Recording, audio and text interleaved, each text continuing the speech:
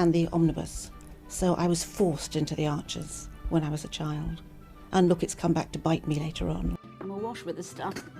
The Archers is the world's longest-running radio show, with more than 15,000 episodes broadcast.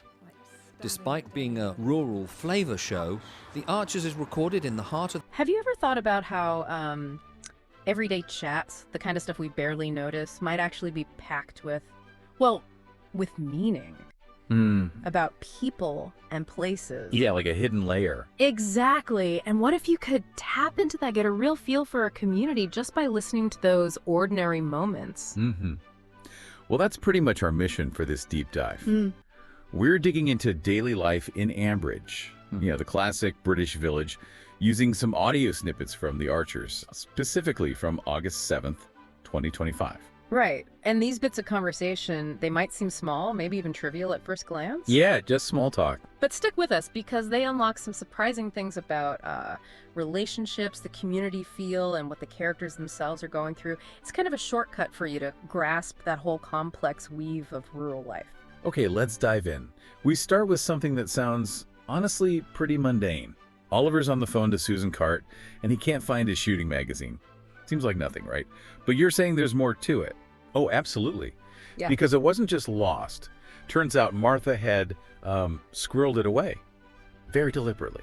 Okay. Why? She wanted photos of geese and ducks to cut out for a bird collage. And this wasn't just a random craft project. It was for Kirsty's rural arts thing at the Fete. Ah, okay. So it connects. Exactly. It's such a perfect little Ambridge example, isn't it? Martha's idea affects Oliver, but then it immediately links up with a bigger village event. It really shows how individual actions there just ripple outwards, sometimes in quite funny ways. And they did sort it out, the magazine situation. Yeah, they came up with a practical fix. All the magazines now go to Jim's place, into his bureau, and Oliver can just grab them from there. Simple enough. Right. But this little chat, it also opens up something bigger for Susan, doesn't it? Her shop, Ambridge View, she's having some trouble there. Yeah, she mentions this ongoing upheaval. Specifically, she's got boxes of alcohol blocking our law. Probably the hallway or storeroom. Okay. And the real crunch is she can't actually sell it because she doesn't have the license yet. Ah, that's a problem. It's a big problem. She says it ties up a lot of money, which, you know, for a small village shop, that's a serious headache. Cash flow, regulations. It's the reality for these local businesses. So Oliver steps in. He does, with a pretty smart idea. Why not sell the booze at the Fate's beer tent? They've already got the license sorted. Makes sense. Community helping community. Precisely. And he even offers to smooth things over, talk to Linda for her, which is typical Oliver, really. And typical Ambridge support, you could say. Definitely. Although, speaking of Linda, she's got her own stuff going on. Her partner, Robert, had to rush off to London. Apparently, Leon put her back out. Ouch. So Robert's away. Yeah, and staying for a bit, it just highlights how much they rely on each other, you know. Robert's described as a huge support for Linda, especially with her productions, or like on Fate Day itself. He's being gone. Well, it matters. Others have to step up. Right. And this whole conversation, it also touches on some awkwardness between Susan and Grange Farm. Yeah, Susan actually says she feels uncomfortable visiting there. It's because of the awkwardness after the business with Mom's engagement ring. Yeah. You know, involving Amber and Neil. Still. I thought that was ages ago. You'd think, wouldn't you? But apparently, Neil's still holding on to it. He's got a grudge. Even though Oliver jumps in to defend Amber, calls her a nice young woman, extremely kind. It really shows how past conflicts, even things that seem resolved, can just linger. Cast these long shadows on present relationships. It's not just about the ring anymore. It's about trust, maybe feeling slighted.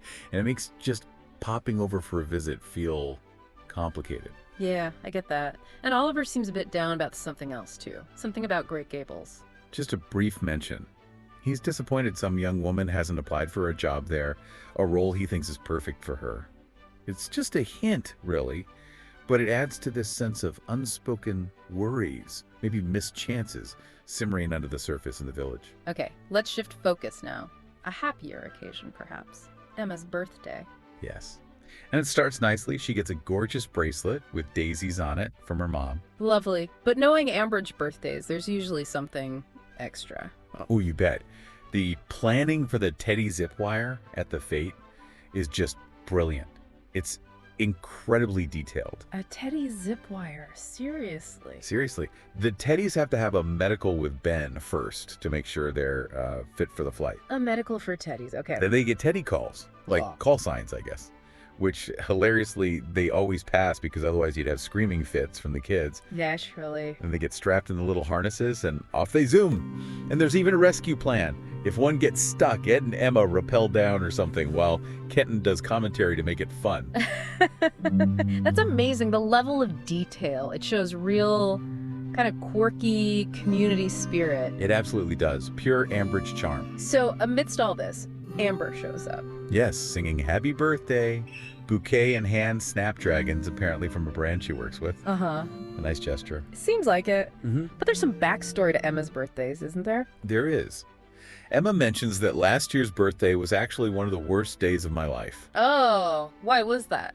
It was the day George finally told me the truth about something significant. Ed had thrown her a surprise party, tried to make it special, but that news just overshadowed everything. That sounds rough. It does. But Emma's perspective now is interesting. She says she's relieved George did the right thing, and that telling the truth was 1,000,000 times better than if he'd said nothing. It's a powerful point about facing difficult truths, even when it hurts. And Amber's gift this year. Not snapdragons, I take it. No, Amber gives Emma a voucher for teeth whitening. Wow. Okay. That's specific. It really is. And it tells you so much about Amber. She's all about personal presentation, first impressions, building your personal brand. Right. And in her view, yellowy teeth, as she puts it, just don't help with that image. Whereas Emma probably doesn't care. Pretty much. Emma's reaction is very practical, like, my teeth haven't really held me back. But Amber's quite confident, talks about her own beautiful teeth and how she wants the perfect smile for her wedding. It's a real clash, isn't it? Modern self-image ideals, probably fueled by social media, bumping up against more traditional, down-to-earth village life. Definitely. So, what are Emma's actual birthday plans? Not teeth whitening, I hope. No. Yeah. Much more low-key. A meal in the bowl with Ed and Kira later on. Ed has contracting work first, then band practice with Dross. Dross, the band. Yep, Amber's invited too, by the way. And apparently Jazz is super enthusiastic about the band, always talking about it. They're still trying to track down their lead singer, Ash. Any luck? Doesn't sound like it. And Emma's mom has a rather blunt theory. Ash is avoiding them because the band is awful. Ouch. Mom knows best, maybe. Maybe. But it's a funny little snapshot of local ambitions and, well, parental opinions. And Amber, true to form, is dispensing advice even on birthdays. Seems so. She's giving Brad tips on his best man speech, telling him it takes a lifetime to get that kind of thing right because, you only get married once. Very profound. And is she actually working while doing all this? Well, she clarifies she's editing a Come to Work With Me video, not actually doing the work in the video at that moment. It just perfectly sums up her very modern, digitally curated existence, doesn't it? It really does. Such a contrast to the next scene, out on the farm, the harvest. Yeah, a total shift in rhythm and focus. We hear Ruth and Al talking about their day's work. Productive day. Very. Covered nearly 97 acres yesterday. 96.85 acres, Al says precisely. And the yield was surprisingly good. Sounds pleased. He does. He even refers affectionately to his data, his figures, as his deer. It shows his appreciation for the efficiency and the tech side of modern farming. But Ruth connects with it differently. Oh, absolutely. You could feel her deep connection to the harvest season. She talks about the biseedy smell, the unique harvest smell, earthy, slightly sweet. I can almost smell it. Yeah. And the sounds, the rhythms, everyone working in unison. It's this sense of profound, almost primal satisfaction in the work itself, a world away from personal brands and teeth whitening. Yet both exist side by side in Ambridge. Exactly. And that harvest feeling, it's communal too. They plan to listen to Farm Watch on Radio Borseacher later. Why is that? To sort of share the harvest with thousands of farmers across the countryside. It connects them to a wider agricultural community, a shared experience. That's nice. Tradition. It is. But then you get the modern twist right alongside it. Al suggests Ruth should set up a combine cam. A camera in the combine harvester. Yeah, just record using her phone. And Ruth's reaction is brilliant. She makes this funny comment about having to edit out any bits where she might be complaining, just in case Brian's listening. Relatable. Totally relatable. It perfectly captures that blend, the age-old rhythms of the harvest, meeting smartphones and social media awareness, plus that easy, comfortable banter between colleagues who know each other well. What an amazing collection of moments. You take these conversations about a magazine, a teddy bear, the harvest, and they seem so separate. But they're not, are they? No. They weave together this incredible picture of Ambridge. You see the community support, the personal struggles, the humor, just the quiet resilience of it all. That's it, exactly. Yeah. This deep dive, I think, really shows how those tiny details, the things people say almost without thinking, offer huge insights. Insights into, well, human nature, relationships, how life is changing even in a traditional place. It's not always the big dramatic events, it's the everyday stuff. The texture of life. Precisely. How people adapt, help each other out, navigate these little bumps in the road, often in ways that are more complex than they first appear. So maybe something for you to think about as you go about your day is this. Yeah. How often do the small moments, the seemingly trivial conversations in your life, actually hold the biggest clues? Clues about yourself, about your own communities, if you just stop and, really listen. Same.